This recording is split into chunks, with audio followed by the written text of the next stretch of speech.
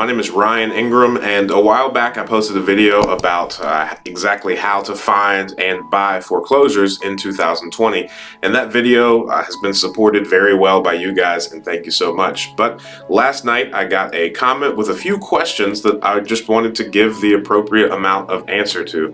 So let me go ahead and read that comment, because there's a few different things that I want to unpack in this.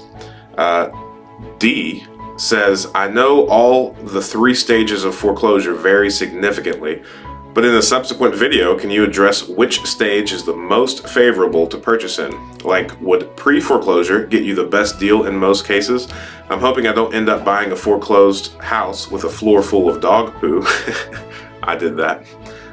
So if you could also give some tips on how to avoid that, that would be awesome. And I'd love more info about the advantages of buying a HUD or government home as opposed to bank-owned homes. Let's talk about all of that. Let's start with the dog poo, because that is fun, and this is going to be a little bit more complex of an answer, because each one and each stage has their own pros and cons. So as far as the dog poo goes, there's really not a way to avoid that. If you are buying a property that is a foreclosure, that's not necessarily listed on the market for everyone to view.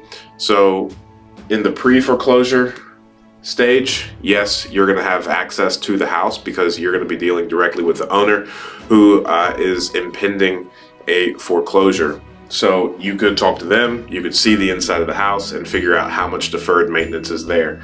But once it hits the actual foreclosure part, it's not really owned by anyone. So the way that foreclosures work are the sheriff's office generally will go in and evict the people that are being foreclosed on, and then the county will take possession of that property, and then it will make it to the courthouse, where the courthouse is now trying to sell all of the properties that they have possession of, because the municipality is not in the business of opening homes or owning homes.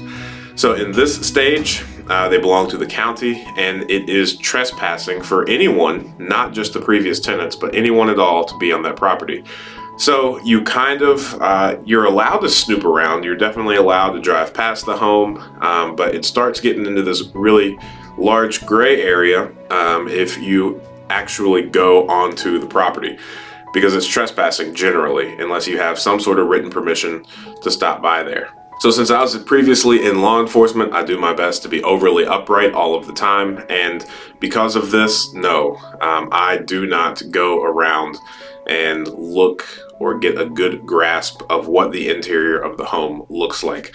A time or two when it was clearly vacant, and there was like an open curtain, then yes, I did go up to the house and peek into the window, but that's the full extent of which I would go. Now, when I did this, it wasn't really all that telling, because I could only see the inside of one room, and none of the other windows at the house actually had the curtains opened up. So I only had the ability to see one room on one of the foreclosures, and it wasn't really that telling of what the rest of the inside of the home looked like. Now, I do know people that because it was vacant, because it was owned by the county, because the chances of getting caught were very slim, then they did force entry on some of these homes, because either the window was unlatched, the door was unsecure, or something like that allowed easy access into the home. I know one investor who says he never purchases any property without being inside of it first. And when he said that, I was like, well, have you never purchased a foreclosure? He just smiled and said, yes, I have. So that's on him. I'm not comfortable with doing anything like that. I couldn't in good faith say that you should go and do something like that. I don't think that's risky.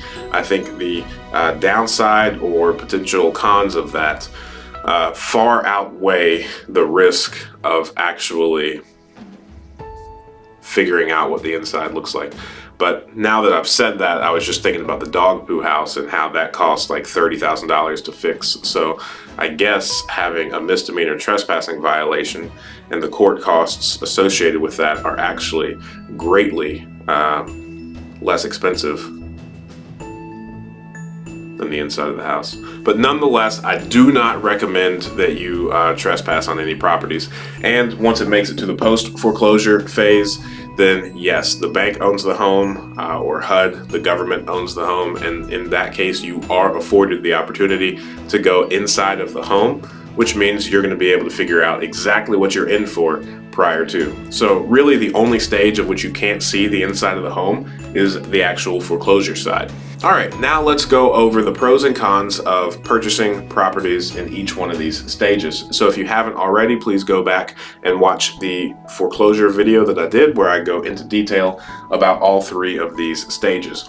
Nonetheless, in the pre-foreclosure stage, that is when the owner is impending foreclosure, so the complaint either from the lender or the county for taxes has been filed, and now the owner has a certain number of days to either work out something with the lender or the county for the taxes before they are foreclosed on. There are not that many people that go out and try to get these pre-foreclosed homes, and when you are in this stage, the full amount is still owed. So if there's a $40,000 mortgage on the home, then yes, the lender still wants that full $40,000. So the price isn't necessarily negotiable. You just have to figure out exactly where that individual is. Sometimes you're able to see those in the court records, other times you're not. Since it takes so much legwork and since there's not a lot of other people going out and doing this, then I think one of the pros is that there is no competition. So since there's no competition, you are likely to be one of the only people that have the opportunity to do it. But the downside of this is you are on a really hard time deadline because the foreclosure is impending, so it's most certainly going to have to be probably a cash transaction just because of how quickly you're going to need to close on this property. You could also do like a subject to deal where you work out something with the owner of the property and you just kind of assume the mortgage or work something out between the lender and the owner that you will continue paying the bank so that they do not need to foreclose, or you will continue paying the taxes or get caught up on the taxes so that the county does not foreclose. But the liability is very large on the homeowner because everything is going to stay in their name when you do that, unless you refinance sometime after that. I'm actually working on a deal at the moment that is in this state. One of the properties that we just recently purchased, the neighbor came over to us one day while we were there and informed us that she was interested in walking away from her property because she is upside down on it. Now, I don't necessarily have all of the details that I need to determine whether or not this is a good deal or not, because since she's upside down in the home and since there's also deferred maintenance on the property, then chances are it's not going to be that great of a deal. All right, I hope that was helpful.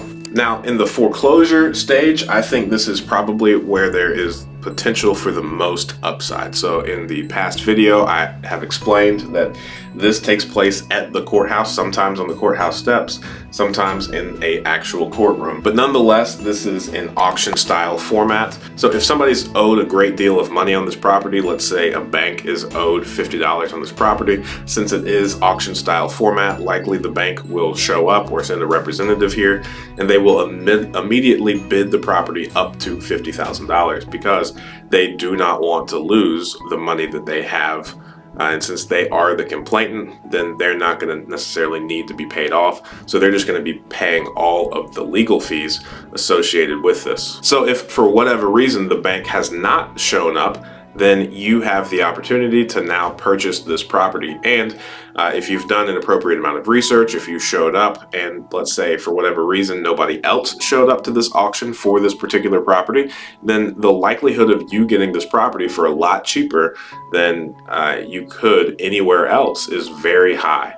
So I think that's the best case scenario in all three of these positions, is that, you know, the complainant files the foreclosure, it starts, and the complainant doesn't show up. And in addition to that, no other investor or anyone in that area shows up either in order to bid on it. Now, I have won a few like this where I was very lucky. We were able to purchase properties for $20,000 and $30,000 that were worth $70,000 to $80,000. So it does happen. It is rare, and since I have started investing in real estate, usually there were only a handful of people that originally showed up to these sheriff sales, and now There are a lot of people, and everybody seems to have done the appropriate amount of homework on all of the deals that are available, and the competition is a lot higher.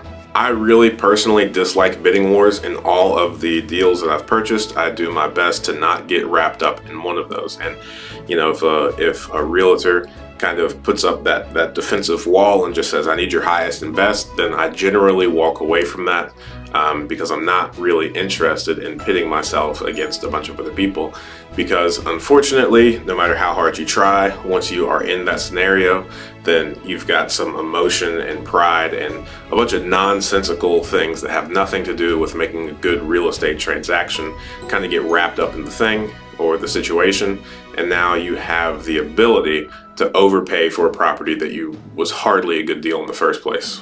So if you have the ability not to get suckered into that in bidding situations, then go for it. It's all you. Now, on the post-foreclosure process, D hit the nail on the head. Generally, it's either bank-owned or government-owned in this post-foreclosure process. Either way, the HUD, there's specific realtors that have access to these properties, and they are going to be the ones that have to show you around to those.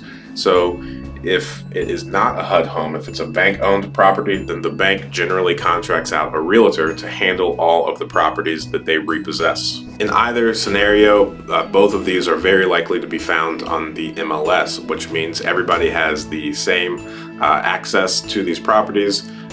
There might be a little bit of negotiating that you could do on the price at this point, but the biggest pro here is that you have access to the interior again. You can walk through it and you could figure out if it's a good deal or not.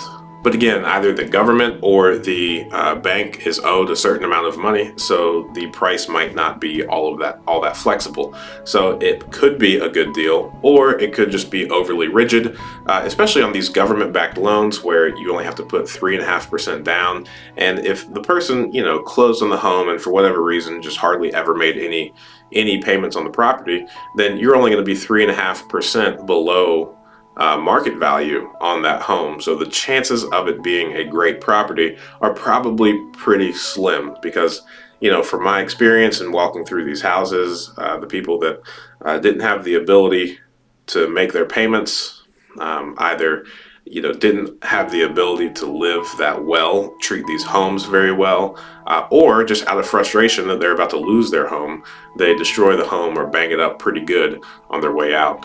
One of the foreclosed homes that I went into recently had peanut butter smeared all over the walls. And when I was telling my wife and my brother about this, both of them asked me, how did you know it was peanut butter? Well, now I had no idea that I had this quality before they posed this question, but I am now a self-proclaimed expert at identifying peanut butter. So, for whatever that's worth. Now, I hope this video was helpful. I kind of feel like I delivered a very run-of-the-mill, neither positive nor negative, neither one way or another video about this. But I mean, truly, each stage has their own pros and cons, of which I would highly encourage, because just the amount of legwork that it takes to do the pre-foreclosure. That's the only stage of which I haven't yet purchased a home. To my knowledge, I mean, I could have purchased one from a wholesaler where they were in this stage and I just didn't know it. But nonetheless, I think, you know, all of these are worthwhile, and at the end of the day, it's always better to invest in real estate than not invest in real estate, just because of the appreciation, the principal pay down, the cash flow, all of these things that you can just, you know, you can even just walk into a great amount of equity if you get the deal right. So thanks so much. Please keep the questions coming. If you have any concerns, questions, comments, just throw them below. I will be doing my very best to answer all of the comments. So thanks so much for your time. I really appreciate all of your support. And since Monday, we have already grown over like 130 subscribers. So I just really want to say thank you guys. So if you need anything at all, don't hesitate to reach out. Thanks so much.